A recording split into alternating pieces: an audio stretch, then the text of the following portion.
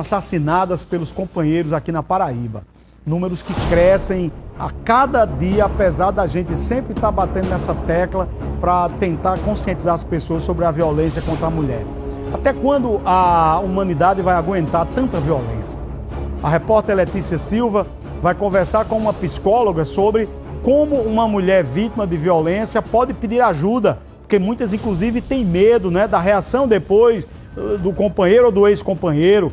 Ela não tem a segurança necessária de proteção, uma rede de proteção para depois da denúncia ela estar com a sua integridade protegida, né? Aí vem a questão psicológica, vem os traumas. Vamos entender direitinho? Letícia está com a psicóloga que vai falar um pouquinho sobre um tema tão sensível. Alô, Letícia, é contigo. Tribuna Livre. Pois é, Nilvan, um tema muito forte. Em menos de 48 horas, 2 mulheres vítimas de feminicídio. Uma, infelizmente, veio a óbito, ela foi vítima de disparos de arma de fogo, inclusive na frente dos filhos, 2 adolescentes que estavam com ela na açaiteria em que ela trabalha. A segunda, esse caso, né, que eu acabei de citar anteriormente, foi em Souza. O segundo caso foi em João Pessoa. Uma mulher foi vítima de feminicídio, um homem teria apedrejado essa mulher e, infelizmente, ela chegou a ser socorrida para o hospital de trauma e ele segue foragido. Mas aqui nós temos, nesse cenário, 2 realidades, né?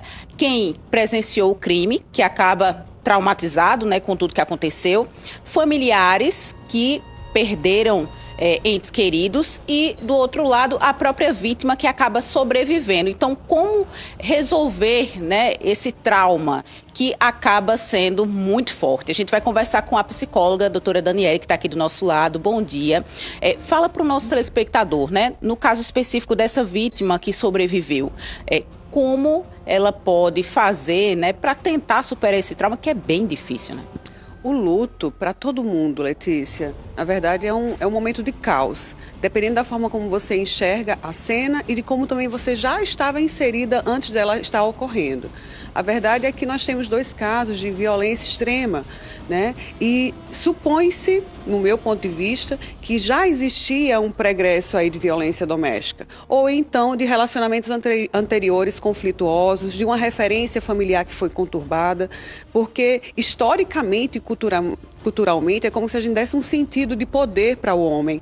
E nesse poder, o homem tudo pode, tudo faz, mas, acima de tudo, também pensar no sentido dele tudo pode também contra a mulher. E por quê?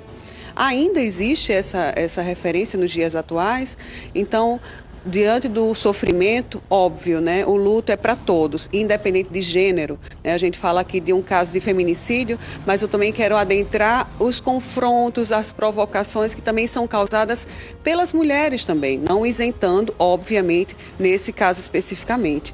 Mas eu preciso entender como um todo essa realidade da vivência, né, desse casal, o que foi o precursor para isso, às vezes movimentado pela ira, pela tempestividade do comportamento, nós somos açoitados pelo pior, né?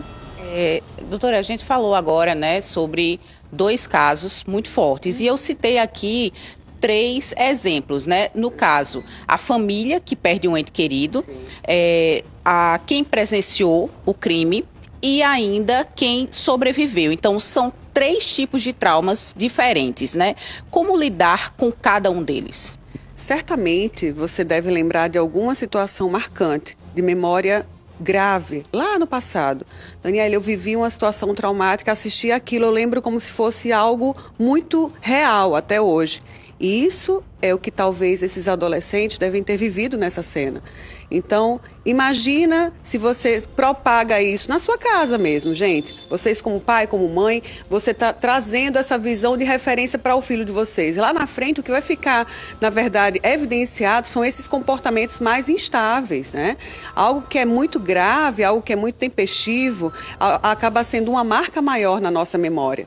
E, infelizmente, para esses adolescentes, a gente acaba vendo que, sim, sim, falamos de uma situação traumática, talvez até de um TEPT, transtorno de estresse pós-traumático, alteração de sono, por exemplo, né, alteração de alimentar-se, de rotina. Por quê? Porque desenvolve-se a isso, com certeza, um humor deprimido.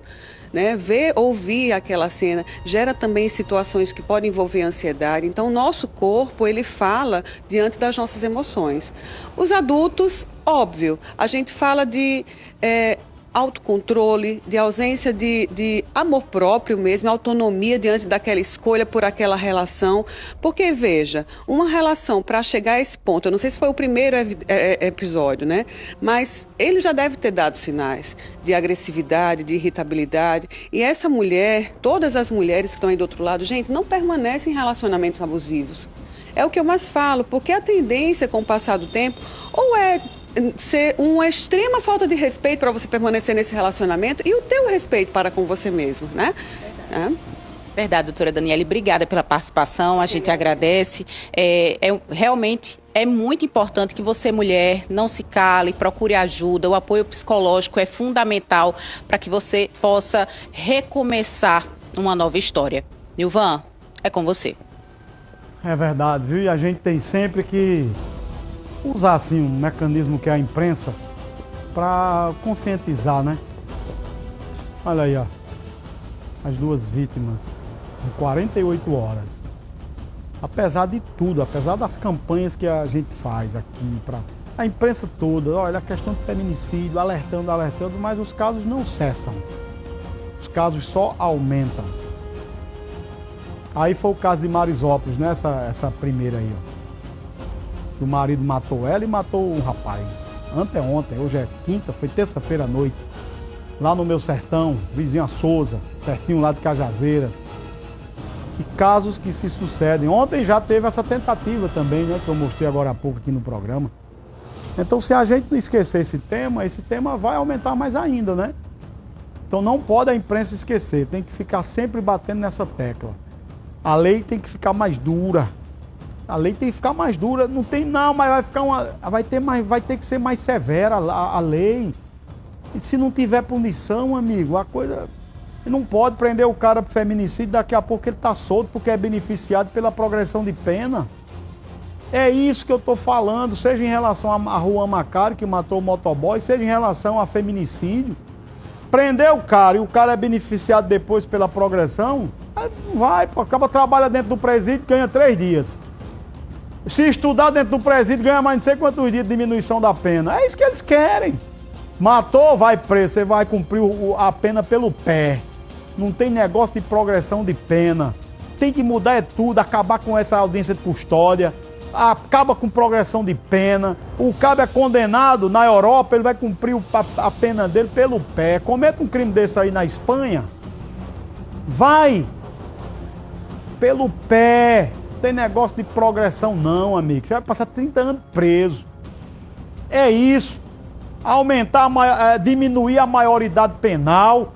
Tem que fazer isso agora. Tem que ter essa estrutura para fazer isso, amigo. Né? Tem que fazer isso. 7h04 agora. E a gente fica sempre lembrando desses casos. Deixa eu trazer um recadinho aqui para você cuidar.